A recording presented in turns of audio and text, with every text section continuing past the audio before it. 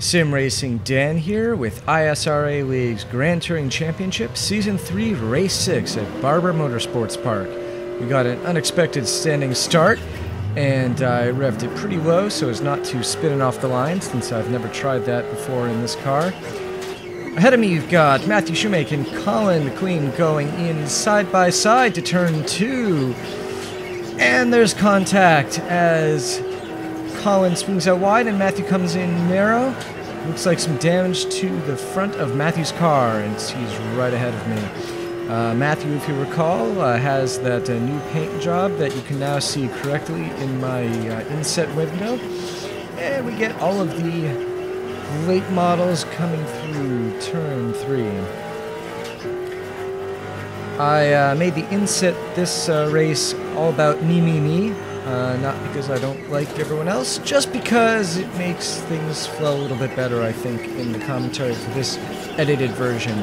If I get a chance to go and do the whole race, it will be with a version that includes everyone. Alright, so what have we got here as lap 1 starts to come to a close? We've got Alex Eulery about 0.7 seconds behind me, Matthew Shoemaker 1.2 seconds, and he's keeping up very nicely with the whole pack. Oh, I go a little bit off onto the grass. It's enough for Alex to take advantage and go inside and make the pass. A cloud of smoke there, it's Matthew, and oh, that was a close call right there. Alex and I just got by without contact. I wasn't watching the inset on that one. I will have to go back and do that. That was very close looking from the cockpit view, though. And Evgeny coming up behind me at 0.4 seconds. Alex now about a second ahead of me. Evgeny probably our hardest core sim racer here. He is in Eastern Europe.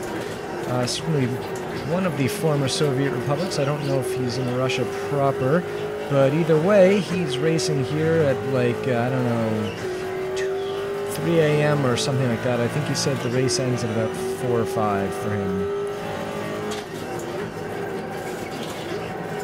But definitely good to have him with us. Obviously, you know, a talented racer here, making good time, at least from my perspective. The rest of the pack, of course, is making better time.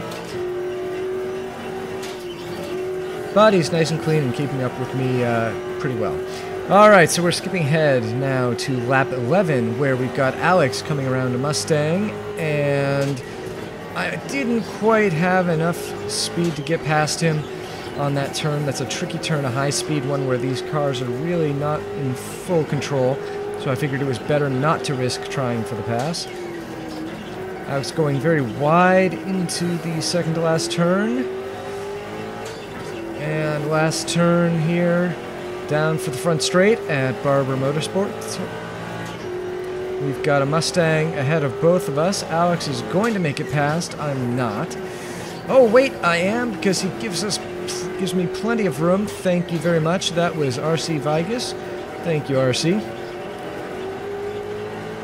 And that's just what I needed to keep right on Alex's tail here, about a 0.3 seconds behind. So what is that? 2 car lengths about. And looks like it's closing, heading down into turn 3. Getting a good exit there, but Alex looks like he got a better one. And both Alex and I are catching up here on John Middleton. He's 1.9 seconds ahead of me. Puts him about well, let's wait until a straight, because the times are all a little bit funky in the turns. Alright, so he's 1.2 seconds ahead of me, and that puts him about 0.6 seconds ahead of Alex. Coming down onto the back straight, Alex goes a little bit off. That gives me a chance to try for a pass. But Mitchell gets... Oh! And contact between Alex and Mitchell. I decided to go... Oh, that's terrible. Mitchell going off, and Alex retiring after that one.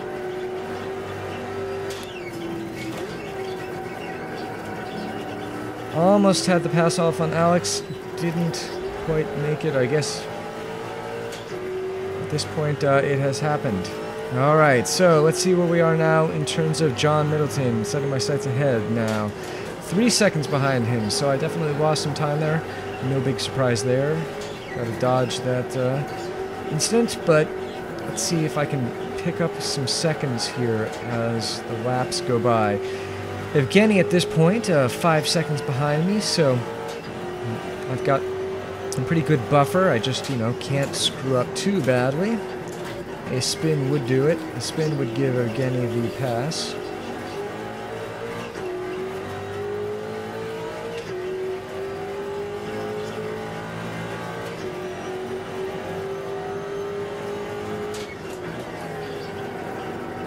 Oh, I go a little bit wide through the braking zone, get a little black flag slow down, but it turns out that's not the fastest line to take through that turn, so pretty much get a built-in clear for that. It'll go away in just a moment. Oh, I guess I gave it a little touch of brakes as I started to get close to the end of the period where I could serve that penalty. John still just 3.2 seconds, 3.1 seconds away from me, so no real loss so far. Colin McLean ahead of him at about 8.5 seconds ahead of me.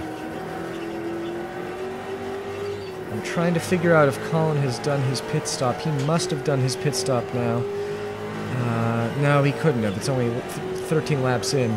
Well, that's pretty good if I'm only 8.5 seconds behind Colin at this point in the race. This is, I believe, we're 46 or 48 laps. I'm not sure. We're jumping just a little bit ahead here to lap 15. I think we were on like 14 before, 13. And here I'm coming through behind John Rasutos. I said his name wrong. I'm sorry, John.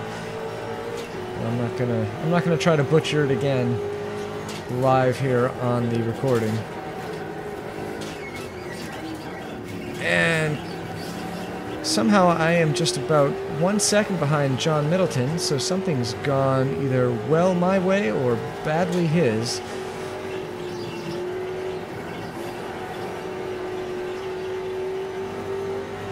Going right up against that left-hand side curbing. That slight elevation just keeps me from going off into the grass. Oh, John did go off into the grass, but it's not enough for me to make a pass. Still, it is enough for me to get right on his tail. 0.6 seconds as the clock goes. Let's see if I can close that down. Yes, very good. Down through the last turn into the final front straight.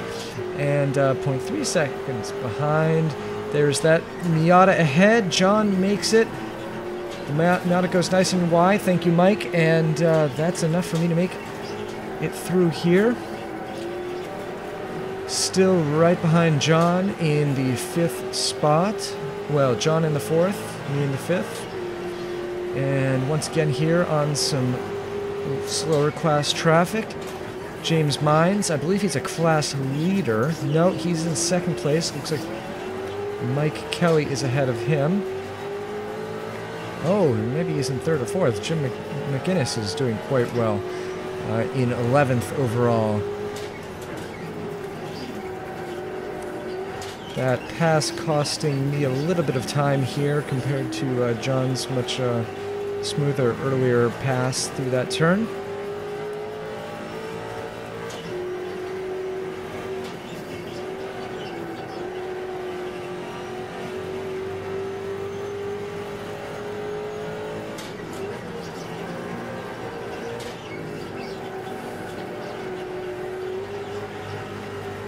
And as lap 16 draws to a close here, I'm about 1 second still behind John. So keeping a good pace behind him, and just the question is, will he make a mistake or will I?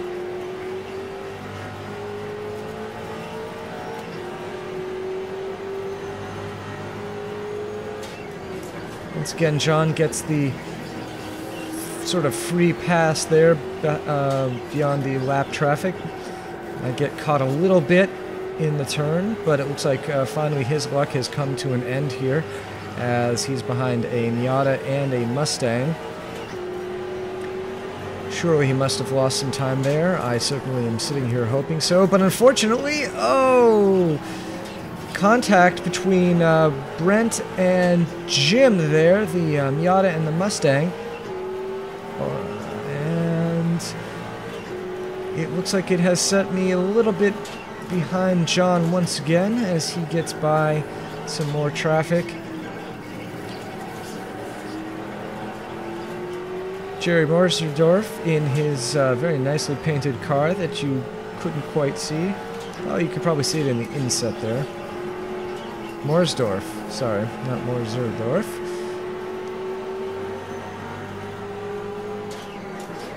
And just ducking in front of Chem here as I try to chase John down through the last section of turns. Quite a nasty section here. Oh, and Frank goes a little bit narrower than I thought he would.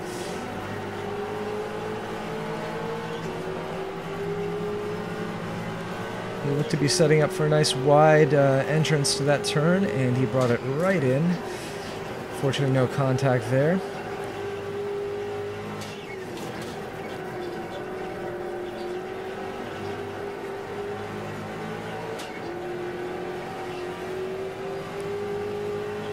And Colin McLean still 8 seconds ahead, so I'm pretty pleased with that.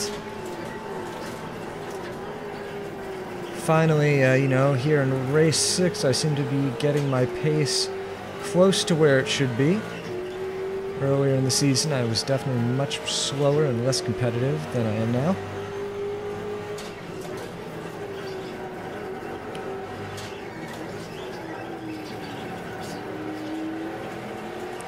It's always remarkable to me just how controlled the cars look in the inset video, whereas I know that they are just absolutely on the edge of being out of control. I think I mentioned that in my Infineon video with the Star Mazda. You know, when you're watching a race on TV, you know, they look like they're not really trying, but man, I can tell you, based on what I've seen here with my experience and then watching this, they are definitely trying very hard in those cars.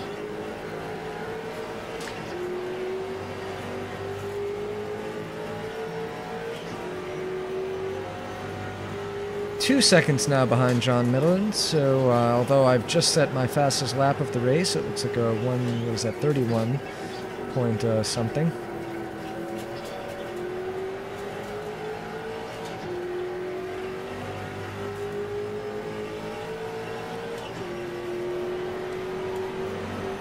Last race I struggled with gearing choice. There was no choice here. It was a clear one. I would say that the shorter gear stack was definitely the way to go. No really long straights here at Barber, and plenty of slow, twisty, turning parts where the shorter gear set is a definite advantage.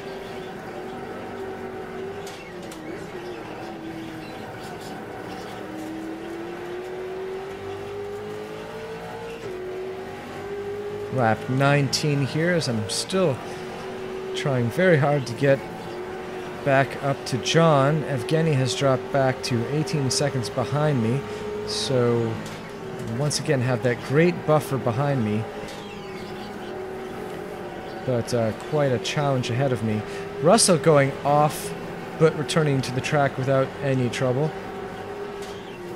I certainly hope he didn't do that on my account. No need to dodge off track for the faster traffic. And I put a back wheel off, and I do this every time I come to Barber, it seems. I try to get those back wheels breaking loose to spin it. Doesn't happen because, I don't know, I guess I just didn't give it quite enough gas and then drop the clutch. And Evgeny now 4 seconds behind me. John 17 seconds ahead of me. Oh, that was a colossal mistake. That was a 15-second mistake right there.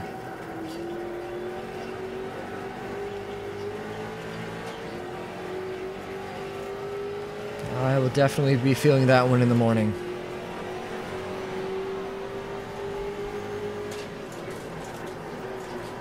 Lap 20 here out of 46. And I have just thrown away any possibility of exceeding 5th position. Heading now behind Chuck Johnson. I have lapped at this point. We're on, rather I've pitted. We're on lap 33. So having come out of the pits behind Chuck, I am now trying to fight back and get that 5th position back from him.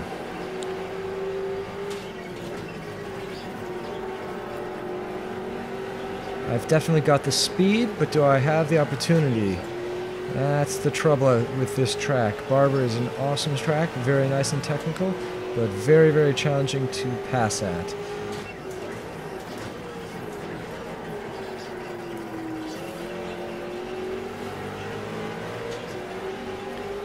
Plenty of good close racing here as I hound Chuck's tail. Coming back up on Russell here. Let's see. Good. Doesn't look like he's dodging off the track. He takes the inside line.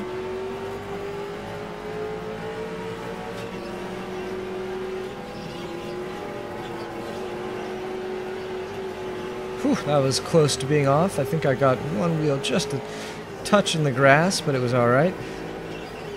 Taking a slightly safer, slower route through that left-hander. Better executed than Chuck, but again, not enough to make a pass. He goes wide. I'm still not able to take advantage of it. Oh, I get a great exit, but unfortunately it was a little too great. I had too much speed on Chuck, so I had to reel it in a little bit. And here, as I'm pulling up next to him, I go for the outside, which was a major blunder. And just touching the grass a little bit. No pass there. If I'd gone for the inside line, that probably would have been a pass.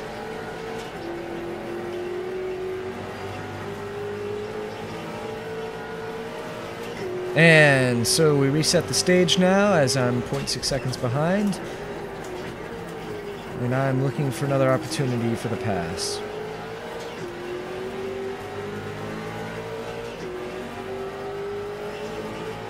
Lap 34 now. We have about, what, 12 laps left.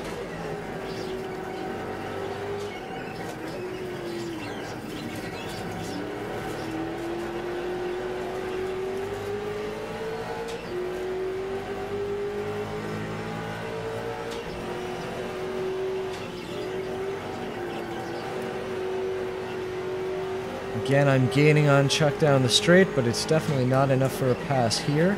Let's see if I can put something together on the front straight again. Good, I'm right behind him.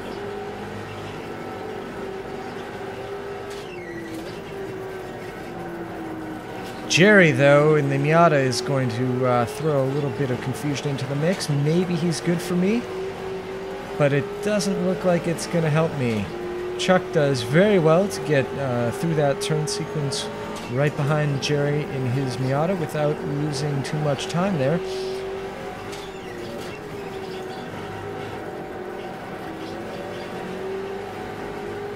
Remember, your speed is all going to come from the turn the turn exit there. So sometimes it can make sense to go in a little bit slower if you're trapped behind some lap traffic. And here I'm trying for the pass down through the braking zone. Not my proudest pass ever. Just dodging, who was that? Luke, as he was off on the inside of the turn. A little bit of contact coming through there. 3 wide around that turn, which obviously can be done, but is a little bit uncomfortable. Contact doesn't seem to have had any impact on me with that long tail hanging out on this car. There was really nothing to damage, no suspension back there. And we are in the last lap with me in 5th position and safely just turning those last couple turns in order to make it across the start-finish safely. And checkered flag is waving. And that brings this race to a wrap. 5th place. I'm getting better. Let's see if I can make that 3rd happen sometime soon.